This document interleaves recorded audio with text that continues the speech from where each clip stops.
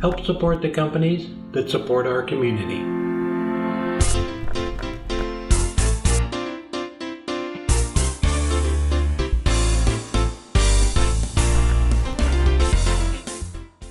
I hope everybody's doing well. So today we're not going to do any wood turning, but we are going to go over marketing. So I get asked a lot of questions about how to sell stuff. So I thought I would do a video explaining just some of the things I've learned. I will give you some tips, some places to check out along the way. So I hope you stick with me and hope you pick up a couple of tips. All right. So the first thing first, you can sell anything. You can literally sell anything, and it all comes down to marketing it. Pet rocks, chia pets, it doesn't matter what it is. If you market it right, you can sell literally anything. Trust me. But I'm going to stick with craft and artist things that I will just talk about here. So the first thing I wanted to talk about was setting up your booth. So it's basically, the things I have found is you want to give people options, but you don't want to give them too many options. It's just, if you have too many things in your booth, it's too overwhelming. But you want to give them enough options to look around and at different things. I wrote a whole list here of different things. So first things first, just have variety of things, but not too many. Second thing is, don't sit in the back of your booth. I used to do craft shows all the time. I just don't sit in the back of the booth and wait for them to come in. Get right up front. That's where they're walking by, and stand out there and talk to people. They want to learn about you. They want somebody that's engaged. They want to know your story. Years ago, I sold in galleries all over Oregon. I did craft shows. I used to get most of my wood off the beach. So I made up these little 3x5 cards like this, and I took them and put them out in every gallery that I sold at. And it explained how long I had been turning, where I sourced the wood. It's a great story. They want people who are buying things like that, handmade things. The story is almost as important as what it is. So have a little card. Tell them how long you've been doing whatever it is, turning, whatever, throwing clay, whatever it is. Just tell them your story. People connect with that. You want to buy from somebody who you connect with or appreciate their story or their struggles through it all. So that is the first thing. Those are the cards. Yes. So I'm going to keep checking that list. So the other thing is too, it's just as far as like if you're in the States, put on your products, if you make them, put made in the USA. It's very important to people. If you're in Canada, put made in Canada. Mexico, put made in Mexico. France, Germany, wherever you are, put that on the product. Put it in like the little card that you have, that everything's, made right there. That's really important. People appreciate it. And so that's another tip there. I will also put a link down below in the description to the Niles website. Ruth Niles has been doing craft and art shows for years, and she has a ton of advice that is phenomenal. I will put that down below. She's been not just wood turning, but she does fabric, all sorts of things. She's been doing shows for years, and she compiled a ton of great tips. All right. So another people into your booth is, so years ago we helped Robin's mom out do a show up at Sandy Mountain Days up near Mount Hood. And so I brought some of my stuff up there and to sell it too. And this was back when I did the Star Wars lightsaber. So I took that with me just to bring people into the booth.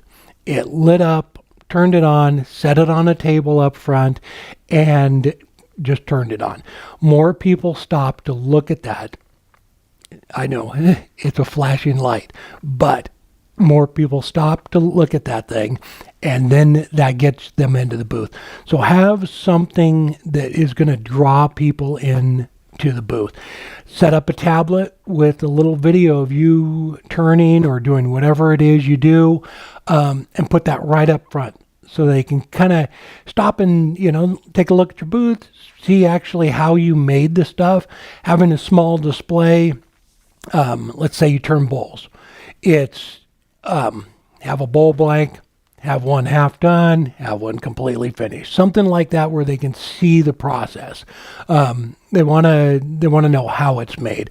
I sold a maple burl bowl years ago.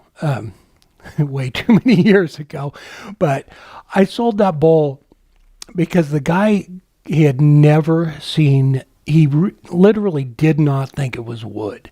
So I explained the whole process of how the burl came to be, and I think he bought it because he still didn't believe actually wood.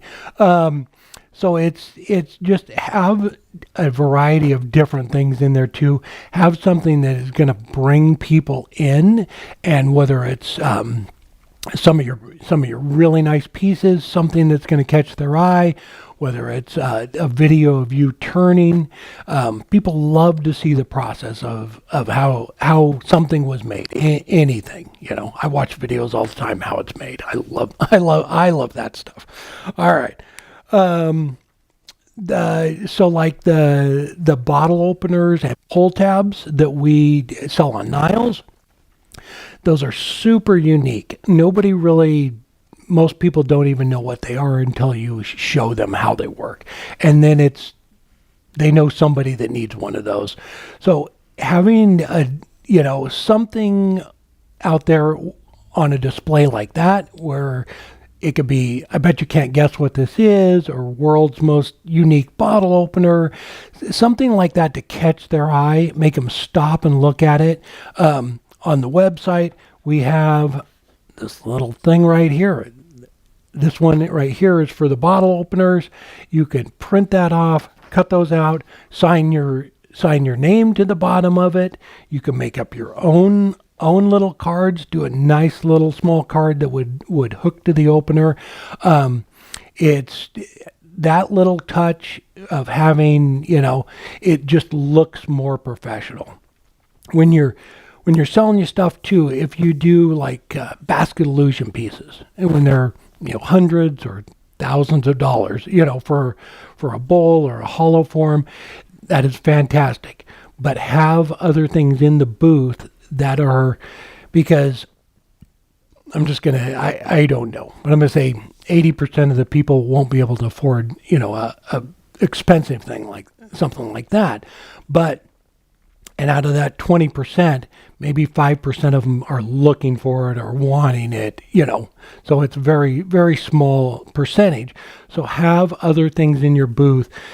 Somebody might come in and love your work, just see, just some of your larger pieces, but they can't afford it, but they can't afford something smaller, that's more affordable. And they've talked to you, they appreciate what you're doing, they want to get something, but they can't, spend, $1,200 on a hollow form or something like that. So have a variety of things.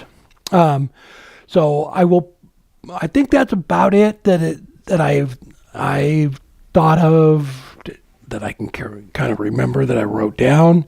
I'm looking at my list right now. Hang on. All right. Yeah, I think that's about it.